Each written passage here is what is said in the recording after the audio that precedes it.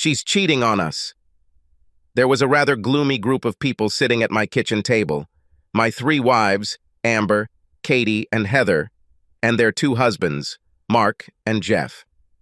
The only thing missing was our second wife, Claire. She was also my lawful wife. If this sounds complicated, that's because it was. Polyamory wasn't as shady as it used to be, but we were still very careful. Careers could be ruined, family relationships strained or broken because they couldn't or wouldn't understand. That's why we were so careful, and if one of us got involved with someone outside the group, it could damage the infrastructure to the point of collapse. We had rules. One of the main ones was that if you wanted to bring someone else into the group, he had to go through a thorough check, and the others had to make sure that he was suitable. And you absolutely, under no circumstances, had sex with anyone outside the group. All sorts of considerations had to be taken into account, one of the main ones being the health of the group. Since we all slept with each other one way or another, if one got infected with something, then sooner or later everyone got infected. Our marriage didn't start out that way. Claire and I were married for about a year before she started talking about the polyamorous lifestyle.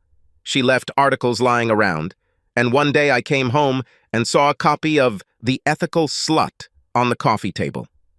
I read it.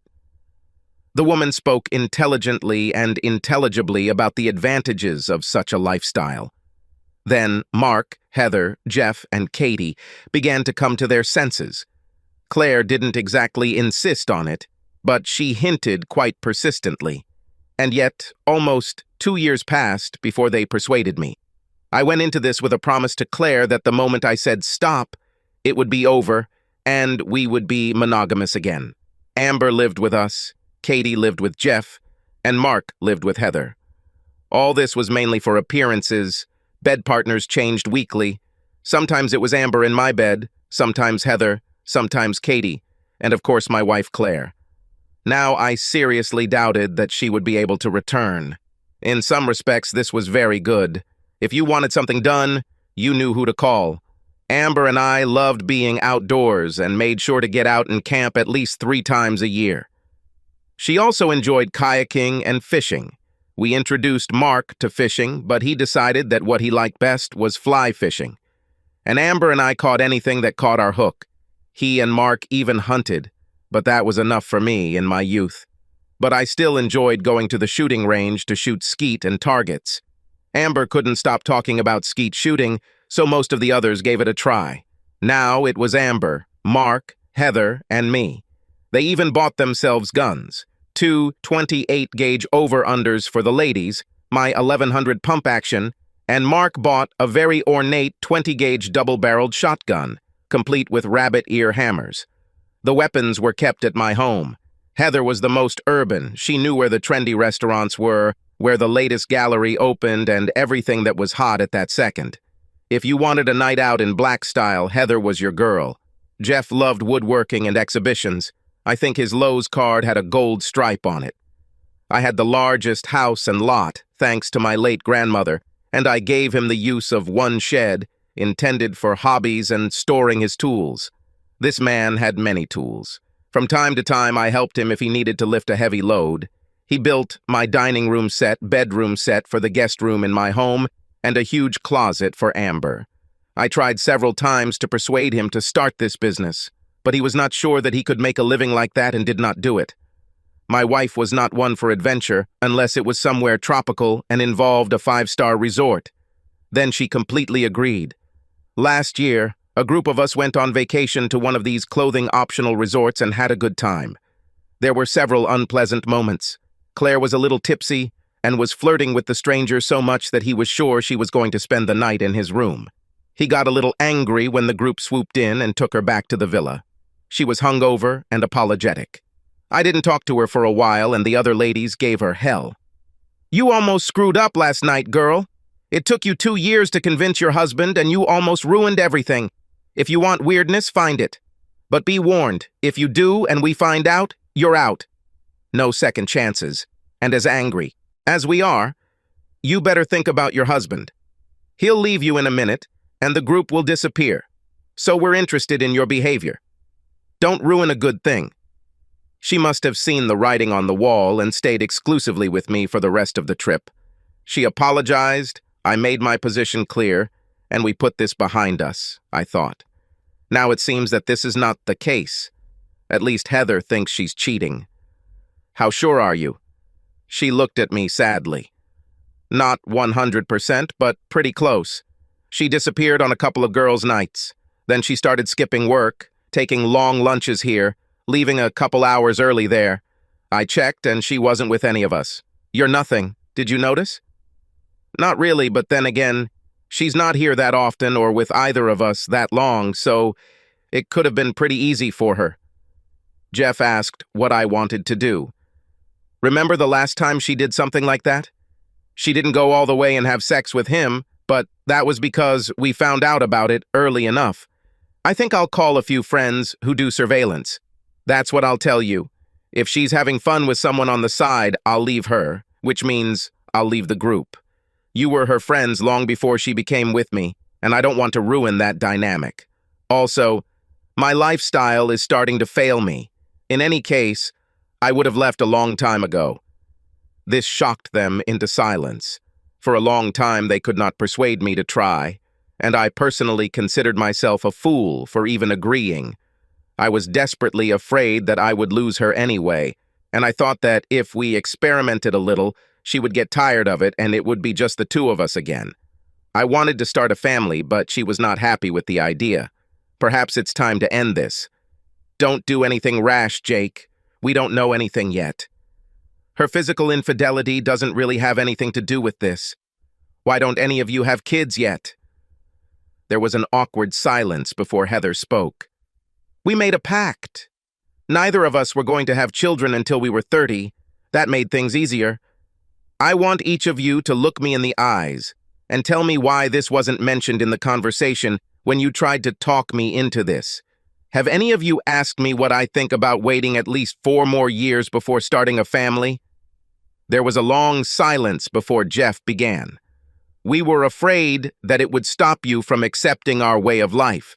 Besides, Claire told us that she finally told you, and you didn't mind. Once again, Claire lied to the group. A strange thought came to me, and I was forced to ask, tell me something. When you girls decided it was time to have kids, were you planning on having them with your spouse or whatever? There was a very long, very awkward silence, which did not do me any good at all. Finally, Heather spoke. We girls talked about it and decided that it would be our first time with our husbands. Then we thought we could share to bring us closer together. They all seemed to be frozen in anticipation of an explosion, and I did not disappoint them. Damn it! Get out! Right now! Get out! Heather and Katie were already halfway out the door. Mark looked like he wanted to say something, but hesitated. I always liked Jeff better, and he thought I would be kinder to him. Jake, calm down. I didn't know you weren't aware of the plan. I don't think Mark was, and I know he wasn't. But judging by their faces, the girls knew. We'll leave now and come back when you calm down. Yeah, I don't think so. Don't come. Don't call me. If I want, I'll call you. This weekend I'll be staying at home, alone. Tell Claire to go ahead. I know she should have been with Mark this week. When she gets her ass in, let her know that the tables have turned. If she comes back to me, she'll come back to me, not to anyone else. Make sure she understands. And make sure she understands that it's not written in stone. We signed several times. I guess things didn't go as they planned. I was already ready to give up this lifestyle. Everyone must live according to their own moral compass, and mine was becoming less and less indicative of the life I was living. Amber didn't leave, but she tried not to be seen. I took a couple of ciders, went out to a bench under a tree, and sat down. I was still there when it got dark, and Amber opened the kitchen door, spilling light onto the backyard. Jake, are you still there? I made dinner, honey. Please come in and eat. Amber was the youngest, at 22, when most were 28 or 29. She was as sweet as she could be, but she didn't graduate from school at the top of her game. In fact, she didn't finish school at all. When I found out about this, I left her no choice and sent her to an adult school. I didn't want her to have a JED, I thought it was important for her to get a real education. I coached and mentored her, and the rest of the group helped her. She was the valedictorian of her class and thanked me by name in her speech. Her diploma hung in a frame that Jeff had made for her out of cherry wood. I decided I was hungry, and we ate in silence. When I finished, I thanked her for the food and asked her one question. "You're the only one who's single in our group. Where did you enter the fatherhood lottery?" She looked down for a second and then gave me the look of innocence that I loved so much about her. "I was only going to have one child, yours. I knew that no matter what happened, whether the group stayed together or not, whether you and Claire stayed together, you would never leave your child. Or his mother." "Why me?" "Because you're the best of us, Jake. You're the one who takes care of everyone. All the other girls told me when we had our bachelorette party that after their husband's first child, you'd be next. You know that if I ever sleep with either of them again, it will be under protection, right?" A tear rolled down her cheek. I thought so too. Let me tell you this. If you and I end up in the same bed again, you don't have to worry. I will never try to lure you into such a trap. Never. Do you understand? Well, while we're on the subject of true recognition, I think you're the best of us. You never say a bad word about anyone, and even though you're the youngest, you're the mother of the group. That tells me that when you have a child, he will never have to worry about his mother taking care of him. You will be the saber-tooth of kittens when it comes to your children. She smiled for the first time, and then became serious. If you're a father figure, and I'm a mother figure, we have to decide what to do with these unruly children. I smiled back. Personally, I'm all for kicking them out of the nest and seeing if they can fly on their own. I'm serious about ending the group. I'm tired of having everything I need and nothing. Now I think I'd rather live this way of life. Good night, Amber. I left her at the table as a tear rolled down her cheek. Around midnight, I felt her slide into my bed. "This may be the last time I share this bed with you, darling. How about you just hold me for a while?" She fell asleep, cuddled up to me, and I lay there and regretted that I had not met her first. Then I smiled. When Claire and I got married, she was 16 years old.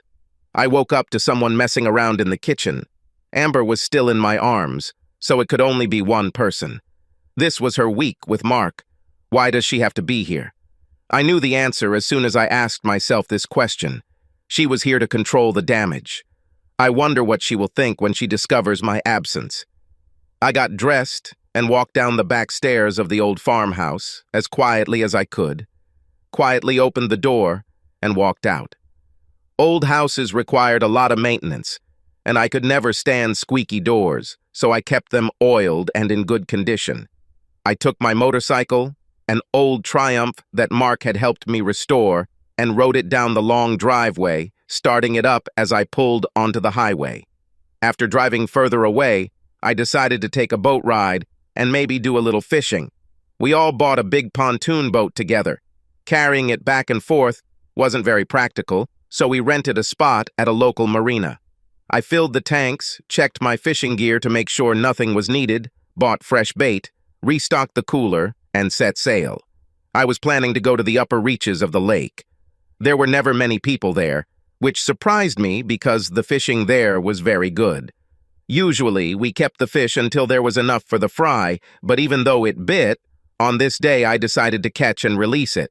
I stayed on the water until midday when I headed back, and the first person I saw when I got back to the dock was Claire. She smiled but looked scared as she tried to hug me. "No need." "What? Don't touch me now. But you're my husband. I have to touch you." The laughter was short and bitter. "Me? Really? I'm really tired of this lifestyle and I need to think. For now, the best you can do is give me enough space to make a decision. Please." Yes, it worked. Instead of giving me space, she leaned her whole body on me. Crying and begging didn't seem to help, and I just stood there with my hands on my hips until she finally stopped. When she finally backed down, she said the classic line, "We need to talk." "About what?" "Not only am I sharing you with 2 other men and a woman, but sexually are you now looking for someone? How much sex do you need to feel complete? Obviously, you don't get enough at home. Or with Jeff, Or with Mark. Wait, maybe this is the girl you were having fun with. It never occurred to me, but it's entirely possible. With you, the possibilities are endless. She was beside herself. I have never spoken to her so directly and cared so little about her feelings. Besides, she began to get nervous. There were people around. Please, Jake, let's go home and talk. I'll explain everything when we get there. I surprised her by agreeing and getting on the bike, but instead of turning right and following her, I turned left and accelerated. When she turned around, I was already out of sight and could have turned onto any other road, so she went home to wait. I drove for 2 hours and ended up in front of my great-uncle's house. He was over 70, but he was still quite witty and always gave good advice. He walked up to the door, grinned when he saw me, invited me in, grabbed a couple of beers and walked out onto the back deck. We talked in general terms for a while, and then I admitted that I was having problems in my marriage.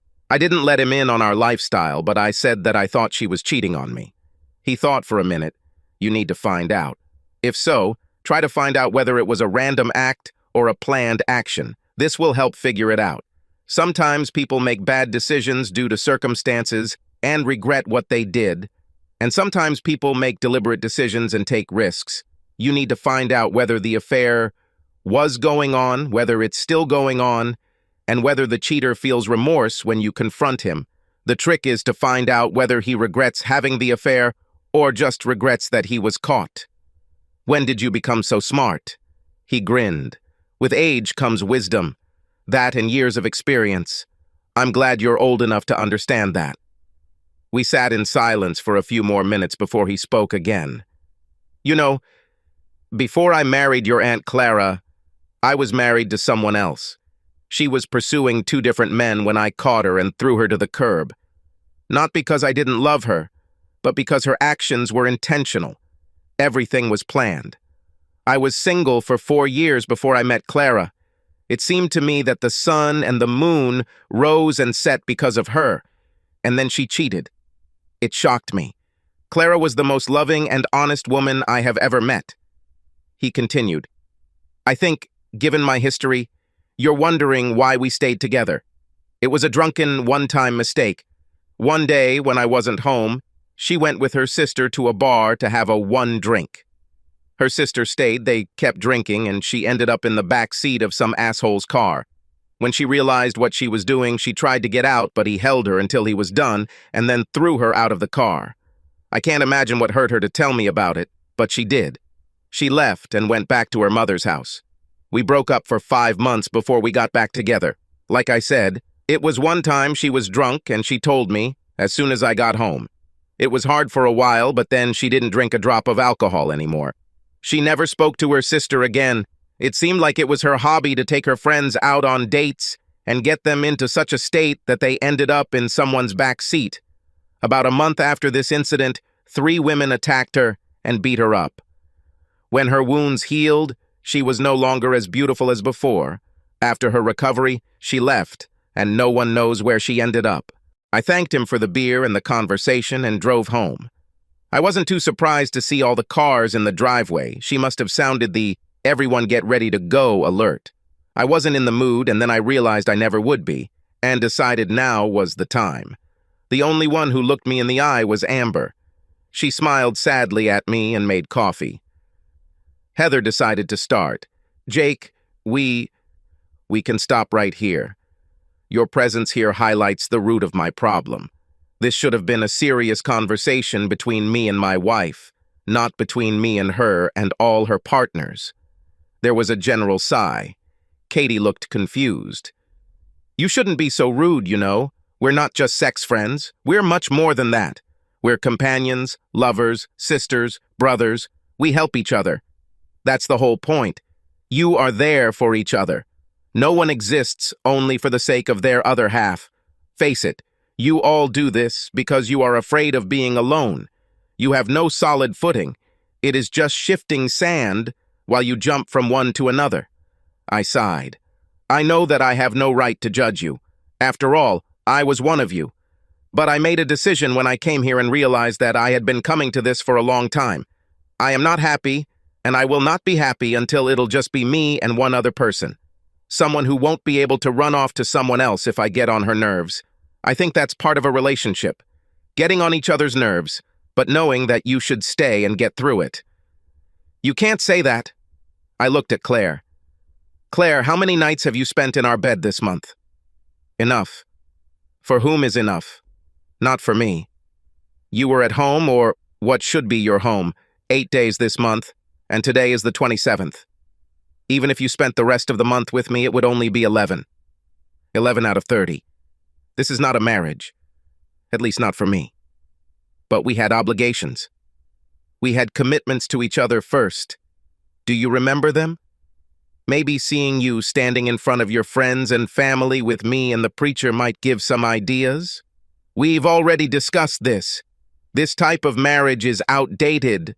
Many more years will pass, and marriages like ours will become mainstream, and no one will condemn them. Perhaps it will, but even if it becomes mainstream, it still comes down to choice. What will happen if couples give up this lifestyle?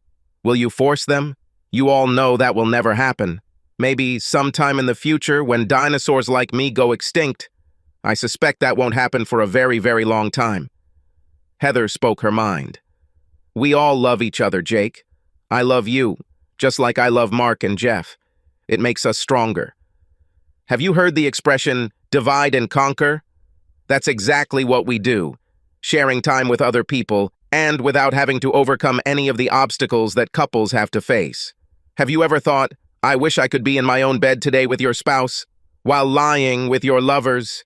And despite all the fanciful descriptions, that's what we are. We are lovers. We may feel sympathy for each other, but deep down we don't love each other. At least that's not my description of love. Protests immediately followed. I just let them chat until they ran out of steam. When they fell silent, I changed direction. Mark, Jeff, a question for you. If your wives came to you right now, today, and said that they were tired and wanted to be exclusive again, would you be able to? Would you be able to lie next to your wife every night and not fantasize about the other sex, knowing that you will never have it again? Katie, what about you? Could you sleep exclusively with your husband and not dream of other touches, knowing that you will be deprived of it for the rest of your life? The silence stretched on until Mark finally said, But we don't need that. I'm happy with the way things are. Everyone gets what they want and everyone is happy. Heather looked like she was deep in thought. I think I gave her ideas that she had never thought of before. I turned to Amber. What do you think about this? I'm just a +1. I don't have my husband in this fight. I got into this because I was lonely and confused, and you guys befriended me. I've been thinking about leaving for months. I'd like to find a man who only wants me, maybe have kids. My clock isn't ticking, but I think motherhood would be good for me. I think I was the only one who wasn't surprised. Amber was young, but she wasn't an idiot. None of this would have happened if your wife hadn't gone to the left. Heather was right. I looked at Claire, and she turned slightly pale. How about it, honey? Have you been recruiting? If you lie and I find out, we'll never be husband and wife again. If you hope to stay with me, you better tell the truth. She fumbled for a minute. It was nonsense. A stupid affair that I thought wouldn't hurt anyone. I'll end this affair. You had 3 men and 1 woman and you still had to look? How many people do you need? It was Mark who spoke, and he looked very furious. You've exposed us all. What happens if you catch something nasty and have to reveal everyone you slept with to medical professionals? It's a small town, so we're careful when we go out in a group. We can explain everything that anyone will see it as just a bunch of old friends having fun and flirting harmlessly. If we showed up en masse for testing, how long do you think it would take for someone to become interested? You really ruined everything. No, there is no need to say that you need to stay at home until we are sure that nothing threatens us. Heather was also a little pissed. Why did you do this, Claire? We've invested in each other for years, and now it's in jeopardy. If the group breaks up, I'll bring this to your doorstep. Everyone fell silent, and I gave them a few minutes to collect their thoughts. Claire, you were right when you said this was the end of the affair. Not what you did now, but in general. It was one big drawn-out affair. I like you all, but I'm leaving. From now on, I will only sleep with my wife, and if she can't do the same, we'll break up. Please don't make things worse, guys. I don't judge your lifestyle, and I still want to be your friend. It'll be up to you. It's just not for me anymore." There was nothing more to say. Everyone left, even Amber, and she made it clear that all she wanted was a night alone. Claire just sat there for a minute. "You can do it?" She came out of her state of introspection and looked at me. What to do? Be monogamous. One partner for the rest of your life, no exceptions. I don't want to. Can't we? We can't. When we started this journey, I knew deep down that it would end this way. But I tried because I really loved you. But even with as many partners as you, it wasn't enough. Oh, I'm sure you'll try and maybe last a while longer, but the temptation will be too strong and you'll go back to your old habits. And just so you know, I don't judge others, but I do judge you. In your body, no bones are right. I have a feeling you were overplayed before we even joined the group. Let's save ourselves the trouble and just call it over. It was difficult for her to understand what I was saying. For a minute, I thought she was hyperventilating, but she got her breathing under control. Claire spent the rest of the evening trying to talk me out of it. But by the time I went to bed, I realized I'd had enough. We didn't sleep together that night. She slept in Amber's room. I lay there trying to figure out how my life had gotten to this point until exhaustion forced me to sleep. The next morning, she was already preparing breakfast, and I started helping. Old habits are hard to break, and this calmed me down. We ate almost in silence, and then she said that she had something to do and left immediately after that. Later, I found out that she went to everyone, looking for support.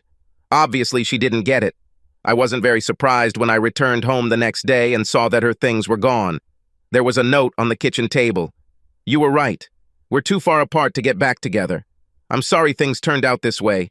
I thought we had the perfect life. I talked to the group yesterday and everyone agreed that if you leave, then I'm leaving. They're still angry about me leaving the group, and although they didn't say it outright, they don't trust me anymore. I took exactly half the money from our accounts. I have no desire to deceive you in anything, except our marriage, I thought. And I know that the house belonged to you before we got married, so it is yours. I would ask you to let me take some of the furniture when I rent, as well as a few memorabilia that I didn't have room for today. I will always love you. Who knows? Maybe someday, eh? I won't count on it, but it's a nice fantasy. Claire." The group arrived on Wednesday. They called ahead to make arrangements. They were still my friends, and all this trouble wasn't their doing, except the obvious ones. So I accepted it. We talked a little, and everyone expressed their regret. Jeff said he would have the tools moved by the weekend. Why? You are still welcome at any time. All of you. Just as friends without benefits. I think it relaxed them all. We ended up cooking the meal together, and Amber sat at the table with me. "Can I go home?" "Yes, you can. But we won't sleep together. I'm still in the process." "That's what I thought, but I want to be in my own bed. If you need me, call me, even if it's just a snuggle." She stayed for another 4 months, and we never had sex. Oddly enough, I felt like I would be cheating if I slept with someone before I was completely divorced. Amber found a nice apartment and decided that she would be happy there. Jeff and Mark arrived to help her move her bedroom. Her only regret was that she had to part with the chest of drawers that Jeff had made for her. It was too big to fit in the apartment. I made her promise that as soon as she found a bigger apartment, got married, or even lived with someone, we would make sure she bought it. I received divorce papers 5 months later. Everything was very civilized. No shouting, no drama, no fights over property. Just sign here, sign here, sign here. Congratulations, you're divorced. The group, of course, ostracized her, and I wondered what she did for sex. But then I remembered how beautiful she was, and how she had been fooling around even before the divorce. So I doubt she was missing male companionship. Or female, for that matter. A year later, Mark and Katie divorced for reasons unknown, at least to me. One day I asked Jeff if he had found anyone else to team up with, or if they were now alone in forced monogamy. He grinned. "It's not as small a town as you might think. Heather and I are with two couples now, and another has shown interest in our lifestyle. We're taking things very slowly and cautiously, but things are looking promising. Well, good for them. Every person deserves happiness and fulfillment, no matter what path they choose. When Mark left, Jeff and I bought out his share of the boat. One morning, he and I had a fishing trip planned, and he called ahead to see if he could take a couple of friends along. I knew they were part of his new group and didn't mind. Bill and Fred were good guys, but they didn't know a damn thing about fishing. I took Bill and Jeff took Fred. We gave them the Fishing 101 textbook, and by noon they had it under control. Jeff told them a little about my history and they dropped hints, but I told them I had left that lifestyle, and besides, I didn't have a partner. From the way Fred looked at me, I sensed that he was ready to make an exception. They became fishing buddies, and then they came to a farm, if you can call the 15 acres that remained of the original site a farm. I tended to think of it as a very large lawn with a few trees. My cousins owned about 60 acres behind the farm and lived out of state, so I had the place pretty much to myself. I owned the barn, but not the pastures beyond, but I could use them if I wanted. I never wanted to until Fred begged me to let him put his horses there by agreeing to pay the rent. He had 4 of them, and I thought it would be a good idea to keep the pastures under pasture so they didn't turn into brush. I told him he could, and I wouldn't charge him any money, but I wouldn't take care of it. Fred arrived with 2 horse trailers and a flatbed full of hay. He brought his family with him, and they all helped store, feed, and equip the horses. The rest of their group also came, and I got to meet everyone. Besides Jeff and Kathy, there were Fred and Bill's wives, as well as another couple who had joined them about 4 months ago. They turned out to be good people, and we got along well. The ladies headed to the local supermarket, and I fired up the brick barbecue my grandfather built 60 years ago for just such occasions. There was alcohol, but they drank little, and as the day wore on, we all lazed around. Fred's wife, Sarah, happened to be next to me, and after some small talk, she asked if I knew Claire Wilson. I was married to a woman named Claire, but that only lasted 6 years. As far as I know, she moved away. You know why? Not really. I didn't even know she moved until they told me later. If it's the same person, and I think it is, would you like to know why she moved? Not if it gets me down. I hope she's doing well, even though we went our separate ways. There was no hate in the end. At least on my part, we just came to a fork in the road, and she went left and I went right. After you, she got married again, and she and her new husband were part of the group I was in. They didn't last a year before they disappeared. They weren't like us. I would classify them more as people with open relationships than to polyamorists. Things got out of hand when they gave us a little gift, if you know what I mean. It wasn't particularly nasty and was easily cured, but because we had to go through it, we voted for their departure. They did not take it very well. After that, the group broke up. A few months later, we met Jeff and Kathy, and then they brought Bill and Martha. We've been together for 18 months. Stan and Chloe are our newbies. Tell me, do you ever miss it? Believe it or not, sometimes I like it. Not necessarily the sex, although most of it was great, but the feeling of being part of a close-knit group of people who you know will have your back. You guys seem to have that, yes, and I'm happy for you. It's just not for me anymore. She grinned. Well, if you ever change your mind, I have a sister. You'll be the first one I call. As they left that evening, she told me something else. You should know that Claire is back home. I talked to her, and she is going through intensive therapy, private sessions, and group sessions. She seems to be improving. Just thought you should know if you ever see her. I thought about it after they left. Claire was horny. I checked her, and the profile matched. I don't know if it can be cured, but I wished her all the best. Amber came to me with the same news. We kept in touch, and one day she called me wanting to ask an important question. Will I walk her down the aisle? She looked absolutely stunning in her dress, and as I looked at her, I wondered where the shy, insecure child I knew had gone to be replaced by a competent young woman of sparkling beauty. Her husband seemed like a good guy and was completely devoted to her. They had a girl shortly after their wedding, and she was a sweet, well-mannered child. One day they came over so she could show him her closet and see if it would suit her home. We measured it, and from the way he spoke, I doubted it would fit. The little girl saw the horses and had a fit, so I carried her down, and when they crowded against the fence, she pressed herself very close to me. I think when she realized they weren't going to eat her, she relaxed, rubbing noses together and giggling. I took her out to the pasture and placed her on the back of Molly, an old mare with the gentlest disposition I have ever seen in an animal. I made her walk a few steps while she giggled. As we walked out, Amber tried to frown. Now all I will hear is that she wants a horse. Well, I have a lot of pastures. Her husband Bob laughed and said they would come back to me in 8 or 10 years. When little Belle went to bed, she told me about meeting Claire. I almost didn't recognize her, Jake. She must have gained 30 pounds, and it didn't suit her. I invited her over to the house, and we had coffee while she played with Belly. You know, if we had stuck to the plan, I would be almost the same age now. She asked if I kept in touch with everyone, and I said I see Jeff and Katie from time to time. I had no idea where Mark and Heather were. She asked if I saw you, and I said we're still close, that you walked me down the aisle and were the godfather of my child. Tears came to her eyes when I told her that you were doing well and that she should come and see you. She wasn't sure that she would accept. I don't know if she was fishing or not, but I told her she should call you and gave her your new number. Have you heard anything about her? No, but she has no reason to be afraid. I don't hate her, although I hate what she's become. There's water under the bridge now. I have no intention of getting into a relationship with her again, but I can tolerate her socially. If you see her again, tell her to come in. Be sure to tell her my words. I don't want her to come in with expectations. 3 weeks later, they returned, and Claire was with them.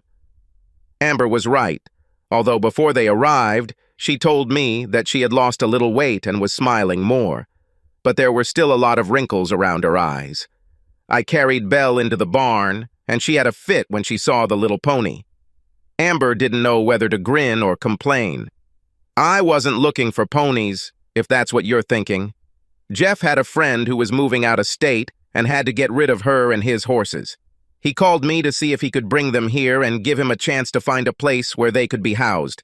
He moved to New York and, learning that owning a horse cost almost as much as renting an apartment, asked Fred to find them a good home. The white mare and gray gelding are new additions. Do you guys want a horse? Claire petted the white mare, and I saw her first smile since she arrived here. Amber and Bob carried Belle into the house and left us alone. Why didn't you marry again? I haven't found anyone yet. What about you?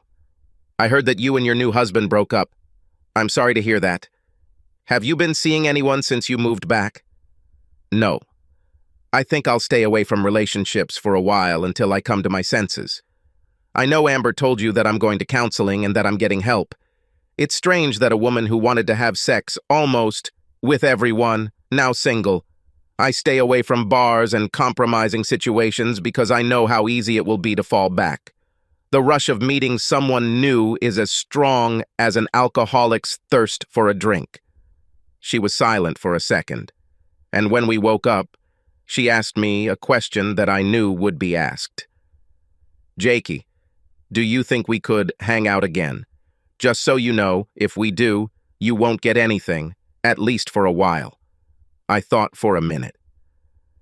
This is a bad idea, Claire. There's too much baggage.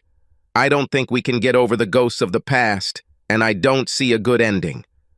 A small tear rolled down her cheek, but she smiled. I thought so, but I had to ask. And one more thing. Since you seem to have extra horses, can I come and ride sometimes? I rode on the trails when we moved, and this was one of the few moments when I didn't think about sex. Take the white mare. She is well trained and has a good character. That night I lay in my empty bed and thought about it, remembering the wild nights we spent together. Then I remembered the wild nights she undoubtedly spent with the rest of the group and strangers. She surprised me by coming next week. I didn't even know she was there until I saw her car at the barn. She drove around for about an hour and then left. After a couple of weeks, if I wasn't busy, I would saddle up the gray and ride with her. Gray was shy when he was first brought in. Jeff said he didn't stay with his friend for long and was very poorly trained. I read books, watched tutorials on YouTube, and made it my project. I made mistakes, but I learned from them, and very soon we became friends. He still didn't let anyone ride him, so most people left him alone. We talked more during these trips than in our entire marriage. We would never become lovers again, but we became very good friends. One day she went on a date with another woman. She was a little older and acted shy around me, but after watching us interact, she relaxed. Her name was Polly, and a month after we met, she came alone. I want to talk to you about something. Claire and I have started to have feelings for each other. Do you think this could go anywhere? I think you're asking her, not me. I know she likes you a lot. Do you know her story? Most of it. She says she's changed. The question is, do you think she's changed, and are you willing to take the risk to find out? I think so, and I'm willing to put in enough effort to find out. Believe it or not, that's not what I came for. How many free booths do you have? Can I rent one? I know we can ride in yours, and you gave the mare to Claire, but I want my own. If you agree, will you help me find one? I thought for a minute. My house and property 75 years ago were part of a huge dairy farm, and my barn was huge. One day, a local historian came to me and said that it was the largest in the area. An empty stall shouldn't have been a problem. No, but only because I'm not the expert you need. Let me introduce you to my friend Jeff. I called Jeff and explained the situation. He didn't know whether to laugh or lose his temper. Let me get this straight. You want me to find your ex-wife's mistress a horse to keep in your barn so they can come and ride? You're a tough dude, brother. Count on me. Jeff and Katie met Polly and began a relationship. Very soon they became part of our group, but only in a social sense. Everyone almost always ended up at my house on Saturday mornings to clean out the stalls and ride a little before going about their business. Amber and Bob would come over from time to time, and the ladies would drool over Bella. I think this triggered their own nesting instincts because within 6 months, Katie and Holly were pregnant. I was dating a woman I really liked, and she would sometimes come over when they were there. We didn't tell her anything about the group dynamic, but she didn't seem to like anyone, especially Claire and Amber. What bothered me was that the horses didn't like her, including Molly, but everyone liked this old woman. We lasted about 4 months, after which we decided that our life goals did not coincide and went our separate ways. By then, Bella was 4 years old and had her own saddle. I absolutely did not allow her to sit in the saddle unless she was wearing the helmet I gave her with a neck guard. Bob was looking at one of those horse inflatable pillows, but couldn't find one small enough. We let her ride with us if we were going slow, one of us always holding a rope for emergencies. She almost always fell asleep in front of someone halfway, usually in front of me. If it wasn't me, it was Polly, which surprised her beyond words. Now on the nightstand next to their bed is a photo of Belle, Claire, and Polly cuddling in a hammock. A child has enough aunties and uncles to form a team in almost any sport. Fast forward 12 years. I sat in the stands with my wife and watched our child compete in his favorite equestrian sport. In fact, they were all her favorites. The only thing I didn't like was the jumping, especially in the steeplechase. She may be 17, but she inherited her mother's slight figure, and the thought of tons of horse flesh thundering around her as she jumped scared the living daylights out of me. After the competition ended, she came to the stands to cheer for her 11-year-old sister. She hugged Amber and then jumped into my lap and kissed me deeply. I think I did pretty well, Dad. I think so, Belle. Let's hope the judges think so, too. So how did this happen? About a year after everyone started riding, Amber came to me and said that she thought Bob was acting a little strange. She couldn't understand what was going on. I tried to reassure her that it was nothing, but promised that I would talk to him. She left, and I went down to the barn. I got into the habit of checking on them at night after a stray dog started following them. Have you ever felt like you were being watched? The hairs on the back of my neck stood up, and my own dog, a Pyrenees I got to look after the horses, seemed tense. I returned to the house, grabbed the gun, walked out the front door, and slipped to the side of the barn. Halfway down the driveway, I came across two cars and recognized them immediately. My blood pressure rose and I decided to just wait in their cars. 30 minutes later, they walked down the path, giggling and holding hands. They kissed deeply at their cars and were about to go their separate ways when I spoke from the darkness. "Bob, Haley, good night, huh?" Haley screamed. She was the wife of Lester, the latest addition to their group. I felt like they were getting too bulky, but that wasn't my business. Each new addition exponentially increased the chances of being discovered. Jeff's wife was a school teacher, and Bill's wife was a nurse, and they really couldn't afford to let their private business become public knowledge. Lester was a policeman, a shift sergeant in the state troopers. He was on an upward trajectory, and something like this could have ruined his career. Haley started babbling something, but Bob was silent. I let her chat for a bit before stopping her. "You know you guys are on the verge of ruining a lot of lives, right? If this gets out, the whole group will be in danger. Bob, you're an asshole. Amber doesn't deserve this. How could you do this to her?" "It's her own fault. I've been trying to get her to join the group for almost a year. She said she's been there, done that, and doesn't want to repeat it. Even if she doesn't need that experience, I need it. She's just selfish. You're full of disgusting surprises, no doubt about it. Are you willing to risk your family for this? Trust me, when Amber finds out, she'll leave your ass in a second. Is that really what you want? Maybe we should break up. I'm ready to expand my horizons, and if she's not with us, I'll find someone else." I hit him. In the darkness, he didn't notice how I hit him right in the jaw. He fell like a stone. Haley screamed again. "You probably shouldn't make so much noise. Someone might come and see what's going on." There would be no one there. I was at the end of a long road and I had no neighbors, but she didn't know that. This immediately alerted her. "Go home, Haley. Go home and think about what you've done. In a normal marriage, it's bad enough, but in your case, it's much worse. Today, you didn't just betray your husband. You betrayed 4 people. What do you think Lester will do? If he finds out? If I even suspect that you do this again, I will destroy your world. Do you understand? That's all. Nothing more. Say it. No more, Jake, I promise. Now, your promises don't carry much weight. And one more thing. Was this the first time? Don't lie."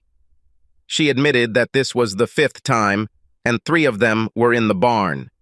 Then, as she left, she threw gravel at Bob.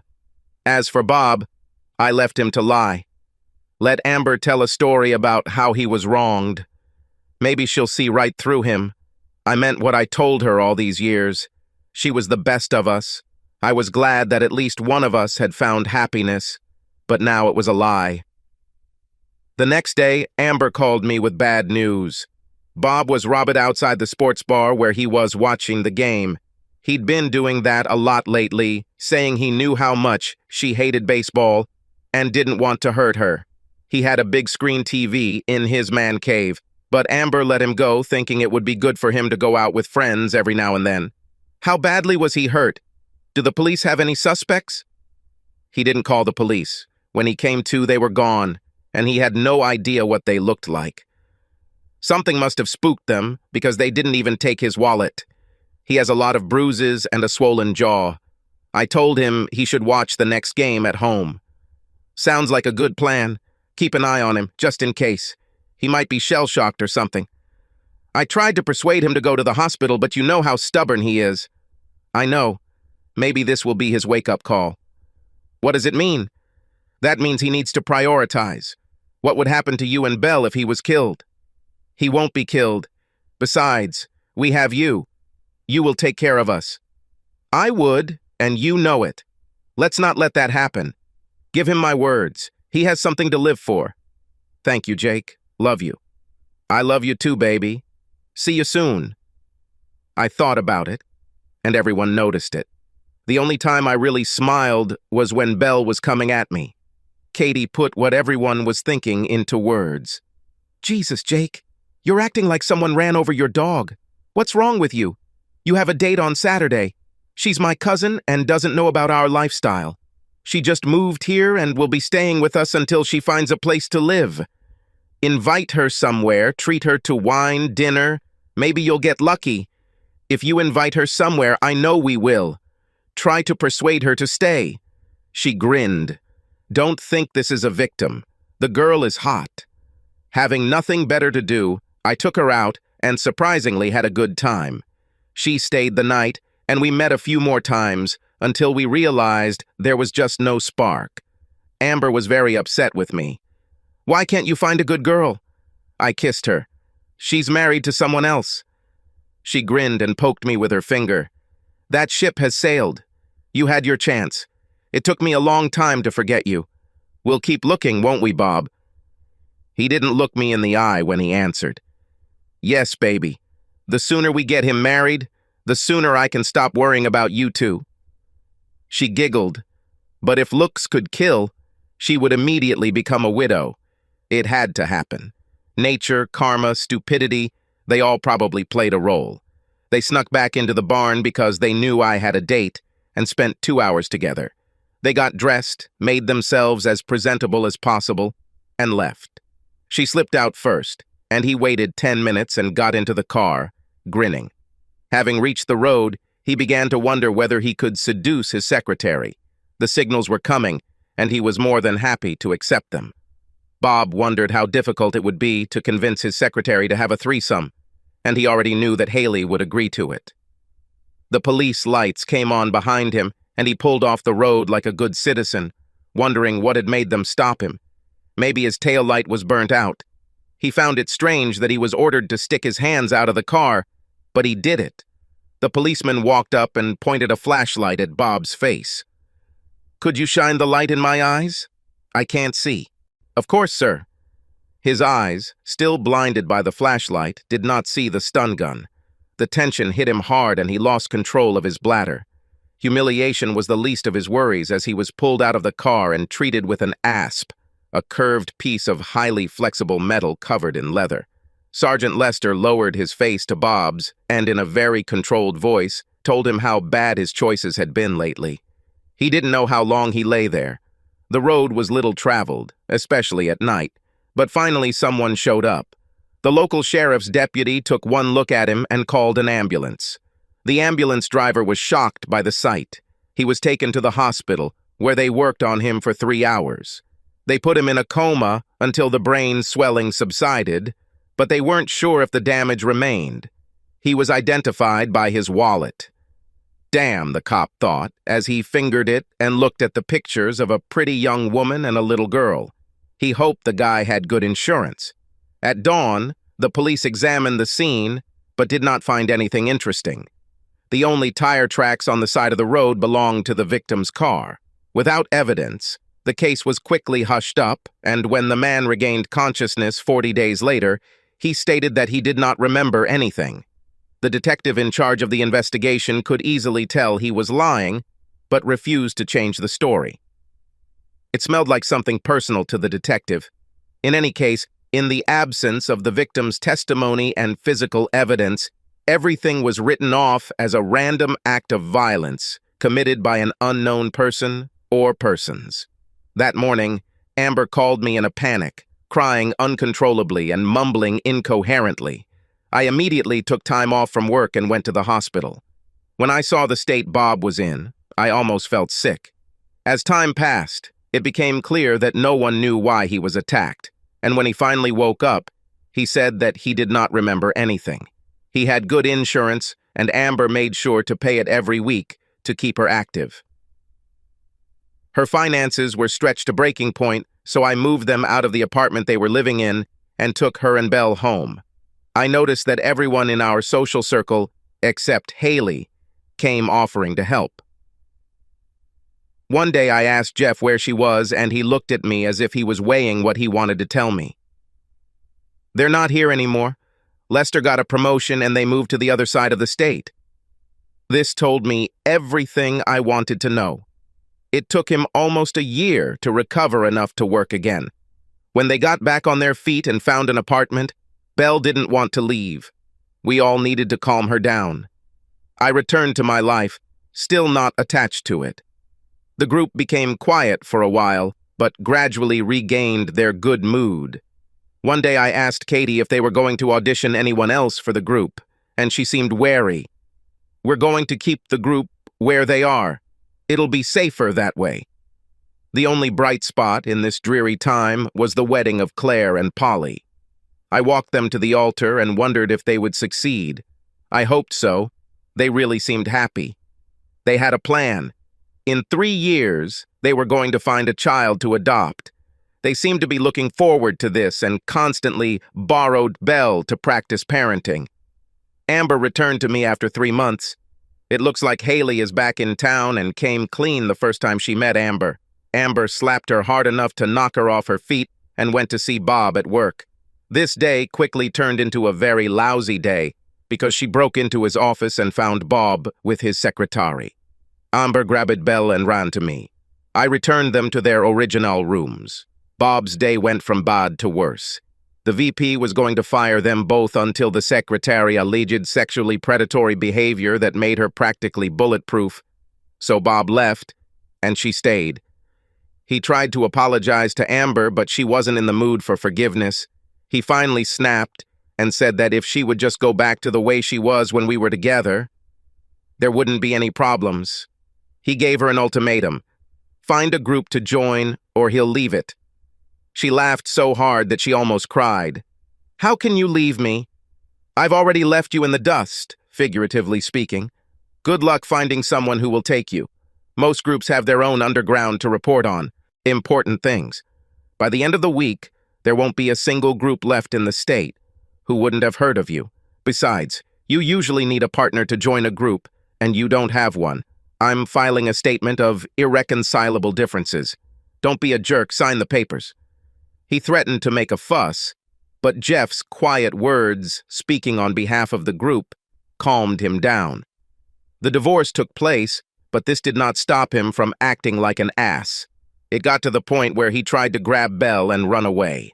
I accidentally found it first.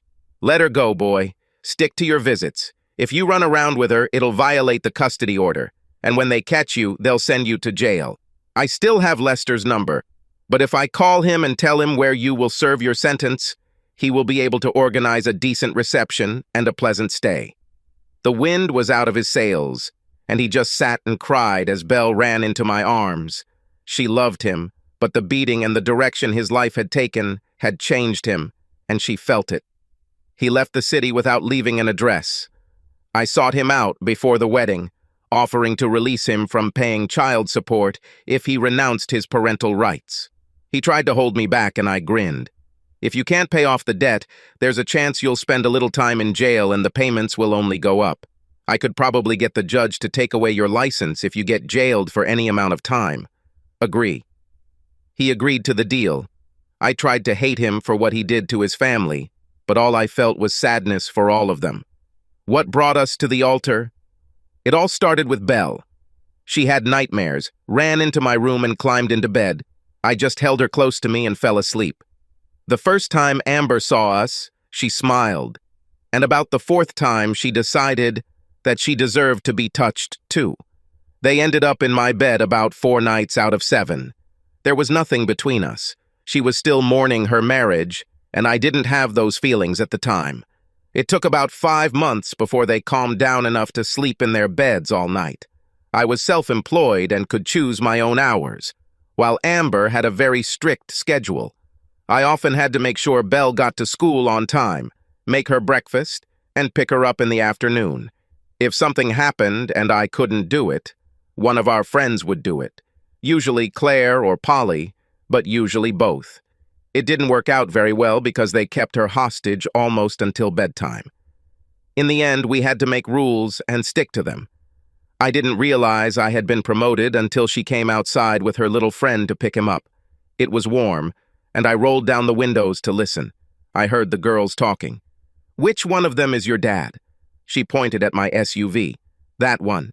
I made a big show of getting out of the car, helping her in, hugging her and kissing her on the cheek. She giggled but hugged me back. That evening, I told Amber what she said after she went to bed for the night. She just smiled and patted my hand. Later, I felt someone slide into my bed. I rolled over to cuddle up to her and realized it was Amber. Naked Amber. "Shh," she said, pulling off my pajamas. "What are you doing?" "A little time for Daddy. Now shut up or we'll have another little girl here." Trying to stay calm while making love for the first time in 5 months isn't as easy as it seems.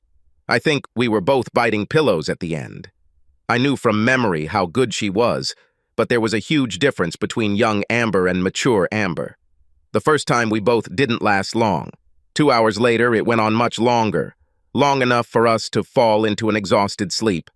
We woke up to the sun streaming into the room and Belle standing at the foot of the bed. She crawled over and sat down between us. "No fair, Mommy. I want to snuggle in bed too. Tonight, I promise." This made Belle happy, and she started talking about breakfast. It was Saturday, and that meant waffles.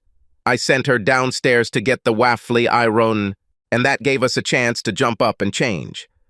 Belle and Amber made the dough, and I started cooking. Amber fried some bacon. When we finished, we put the dishes in the washing machine and went to the stables. Usually, after cleaning the stalls, the first thing we did was get the horses in order. Jeff told me that most ponies have insecure personalities, but Blackie was as gentle as a lamb, and Belle took grooming seriously, not stopping until her coat was shiny. Sometimes Amber would braid Belle's hair, and then they would braid Blackie's hair in the same braids. I was working on my gray, and Amber was working on her horse, a Pinto, which she saw and simply had to get. It was a little pricey, but I bought it anyway. Jeff grinned the whole way as we drove her home in the trailer. "What?" "Nothing. I guess the horse isn't the only thing she'll be training." "You're crazy. She's too young for me. Besides, she doesn't think of me like that anymore." As you say. We had a grill that night, and they all admired her horse. And I grinned. Claire had the biggest grin. "You're a fool for wasting all the years you could have spent with her." Her smile faded a little at my answer. There was just too much going on at the time. I was afraid she'd become an errand girl and I'd end up hurting both of us. That was then. And now. Lord knows I would like to see you happy again. You are a good person, and if my head hadn't been shoved up my ass then, we would already have 3 or 4 children. Don't miss this chance, Jake. Katie and the rest of the ladies entered the game at different times. When I wasn't wearing them, they were surrounding Amber. I caught up with her while we were eating. "Well, are we already married and have 3 children?" "No. We're at the stage where we have Bella and Jessica, and Jake Jr. is on the way." This picture made me feel warm and calm. For a 7-year-old, Belle could be quite serious, and one day she came to me while I was in the barn. I knew Amber was watching her from home. I lived in a quiet area, but I had read enough horror stories to keep her in mind. She climbed onto the wall of the stall and watched as I checked the wound that the white mare had grazed somewhere. I put her on antibiotics, and if there is no improvement by tomorrow, the vet will come to see me. "Is she all right?" "I think so, baby. I just did the same thing to her that I did to you when you scratched yourself. I put on some medicine and a Band-Aid." She grinned. "Did you kiss her boo, boo, boo?" "No. If she ever turns into a cute little girl, then maybe yes. For now, you're the only one getting kissed on the chest." "Even Mommy?" "Well, maybe. She's not as small as you, but she's terribly cute." I didn't know, but Amber went down into the barn and we didn't see her, but she heard everything we said. "You kiss your mother often. Do you really love your mother?" "I really like your mommy. A lot. Can I ask you something?" She looked as serious as a 7-year-old could. "Come on, baby. I want to call you Dad. My friends say that you have already become one. If that's true, why can't I call you Daddy?" Well, it was definitely dusty here. That's probably why my eyes started to water. "You can call me Daddy if you want, sweetheart. I'd love to be your daddy. But being a daddy is so much more than just being called that. It means I have to love and protect you until you grow up. I can handle it. But for this, it is necessary that you love me back." Her face lit up with one of those radiant smiles that I loved so much. "Silly Daddy, I already love you. Does that mean you have to love Mommy too?" "Absolutely. Moms and dads who have sweet girls should love each other. That's the law. But I won't love her because I have to. I'll love her because I want to, for the rest of our days.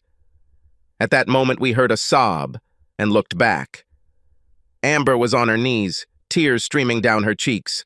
Belle rushed to her, scared to death. "Mommy, are you okay?" When her voice returned, she said that she was not only fine, she was very happy. "Why are you crying? Because you are happy." "It's a big girl thing, honey. Someday you'll understand. Would you like to spend the night with Aunt Claire and Aunt Polly?" "Yeah, why?" "So Mom can do big things with Dad. Got it?" "Fine." On the way back, after we picked Belle up from the hospital, she was buying rings. We went to 5 different stores, from big chains to a couple of small independent shops, before she found what she was looking for. Fate must have been with us because the ring was the right size and she put it on straight from the store. I asked her to marry me in the barn, not the most romantic place, but I got down on the floor next to her and asked anyway, with Belle as our only witness. Then there were some big 3-way hugs and kisses from my girls. Many, many kisses. Belle told Polly and Claire what had happened, and they smoked the phone lines. By 7, the party was in full swing. Jeff was working on the grill with me and grinning. "What?" "Nothing. I'm happy for you. I have good news, too. Katie is 3 months pregnant. Well done. Learn all you can and you'll be able to guide me in a couple of years." This started a trend, and over the next 4 months, 2 other ladies became pregnant. They agreed on everything and slept with their husbands only until they were sure that they had a child. Jeff also told me that no woman would give birth to children that were not their husbands. They all agreed.